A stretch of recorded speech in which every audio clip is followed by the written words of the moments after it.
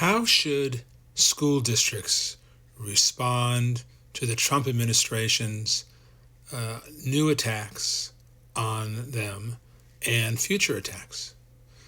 I'm Larry Ferlazzo, and all educators know that if you don't push back against a bully, they will just want more.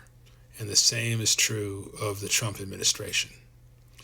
I think school districts need to take inspiration from educators like those in Maine who are refusing to go along with the Trump's administration's edict to ban trans athletes, and not take inspiration from most universities who are acquiescing to Trump's bullying. I think what school districts need to do is first find some good attorneys who have more spine than the high-priced ones that are going along with the Trump administration's bullying, and identify where might the Trump's attacks come from. Right now the Trump administration is attacking certain districts in states like California on policies related to transgender people, and also in Georgia for anti-Semitism. And they also have a snitch line available for people to complain about DEI initiatives that certain schools might be doing.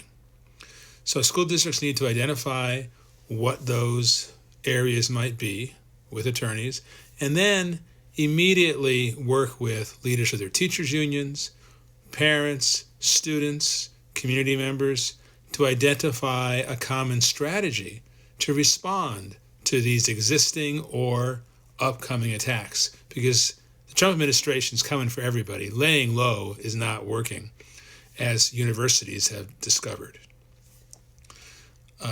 Districts need to talk with state officials to identify what potential support there might be when and if there is a conflict.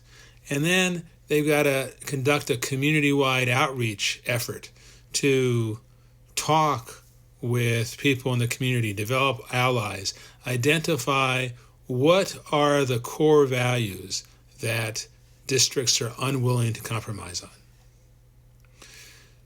John Lewis, the civil rights activist and former congressman, the late John Lewis,